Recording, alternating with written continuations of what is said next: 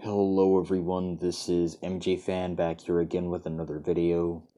I know I'm a bit late responding to this, but I'll be giving you my thoughts on Detroit's Sunday show of this year. As a quick note, I'd like to apologize to the driver of Saigon Shaker, Ryan DeShroon, for what I said from the last video I made. I didn't know he was suffering from a tailbone injury during the time I was recording, so there's that. Anyway, after seeing Show 2 a couple of times over, I've gotta say that it was better than Show 1 in my opinion. Racing was sort of slow-paced because a lot of the trucks screwed up on the turns. I'm not sure if it's because of how the turns were shaped, or because of Ford Field maybe having a shorter space of land unlike most stadiums. Maybe it could be both, but who knows.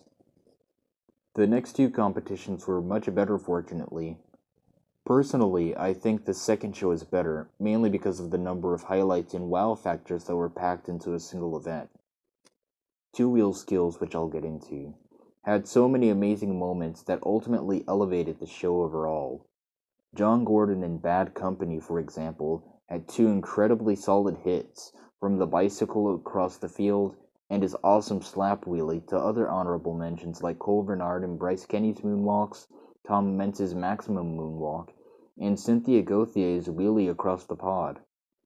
The fan judges were pretty good for the most part, as they often gave pretty reasonable scores for the drivers, so I couldn't complain about that. As good as everything seemed, there were also a few duds I didn't like, such as the trucks being shut off too frequently. I really do think they need to get a handle on that. In addition to remote ignition interruption problems, the officials didn't allow Mark List and El Toro Loco to either do freestyle or skills, which angered me quite a bit.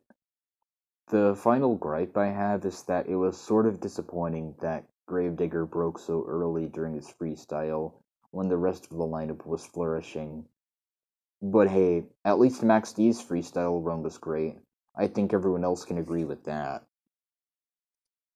And now finally there's freestyle, which I'll keep kinda brief.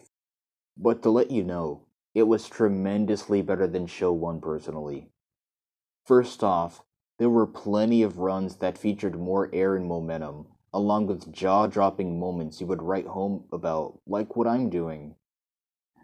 The big kahuna being the enormous air from both Tom Meents and Max D, and Todd LeDuc and Blue Thunder.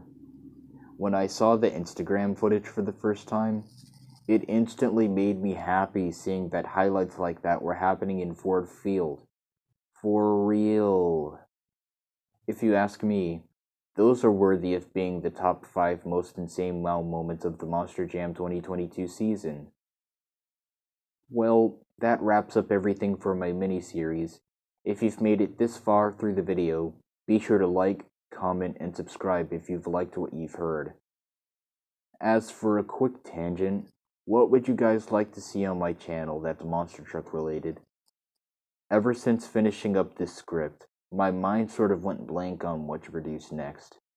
I sort of apologize that this video ended up being faster than what I had hoped for, but if you have any ideas of what you want to see next on this channel, just comment them down below and I'll maybe take a look at them. This is MJ Fan Creations, signing off.